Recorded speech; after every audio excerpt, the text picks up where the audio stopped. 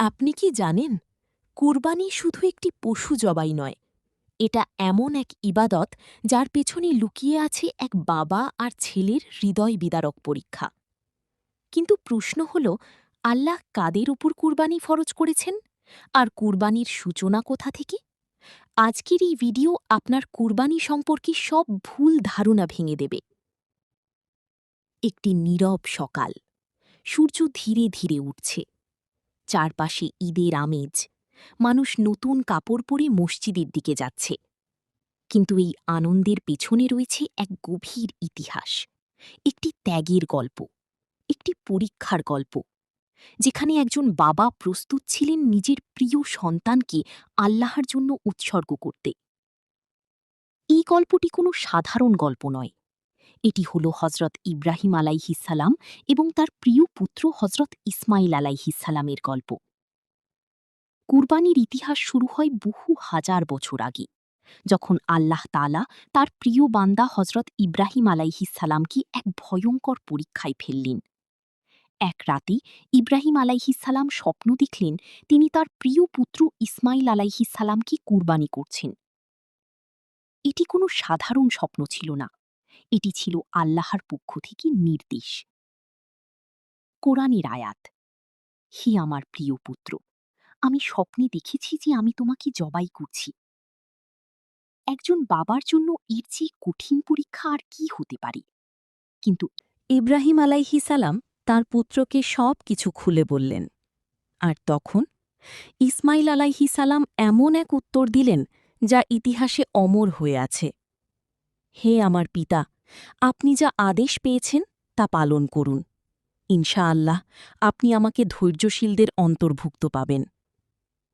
ভাবুন তো, একজন ছেলে নিজেই তার বাবাকে বলছে, আমাকে আল্লাহর জন্য কুরবানি করুন।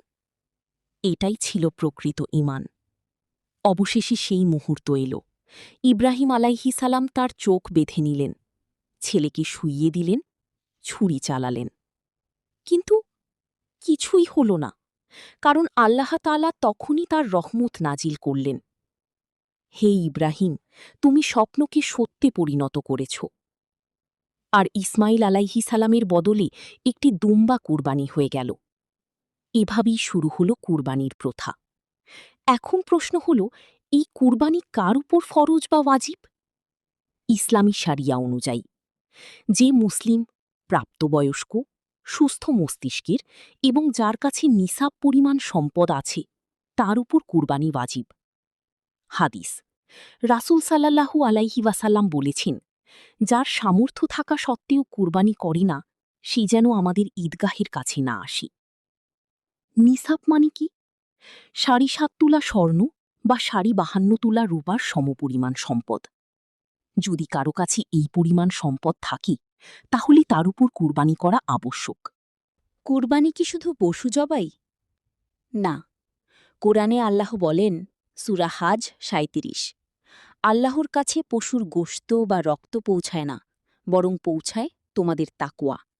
অর্থাৎ কুরবানির আসল উদ্দেশ্য হল নিজের ইচ্ছা ত্যাগ করা, আল্লাহর প্রতি সম্পূর্ণ আনুগত্য দেখানো, নিজের প্রিয় জিনিস আল্লাহর জন্য উৎসর্গ করা।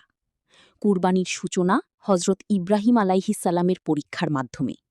এটি আল্লাহর প্রতি আনুগত্যের প্রতীক। নিসাব পরিমাণ সম্পদ থাকলে কুরবানি ওয়াজিব। কুরবানির আসল উদ্দেশ্য তাকওয়া অর্জন, পশু নয়, আল্লাহর কাছে পৌঁছায় মানুষের নিয়ত। আজ আমরা কুরবানি দেই, কিন্তু কি আমরা ইব্রাহিম আলাইহিসালামের মতো ত্যাগ করতে পারি? আমরা কি আমাদের অহংকার, আমাদের গুনাহ, আমাদের খারাপ অভ্যাস আল্লাহর জন্য কুরবানি করতে পারি? মনে রাখবেন, কুরবানি শুধু একদিনের ইবাদত নয়, এটি একটি জীবনব্যাপী শিক্ষা। আল্লাহর জন্য ত্যাগ করতে শিখুন, নিজের নফসকে কুরবানি করুন, তাকওয়া অর্জন করুন। আল্লাহ আমাদের সবাইকে প্রকৃত কুরবানির মর্ম বুঝার তৌফিক দান করুন। আমিন।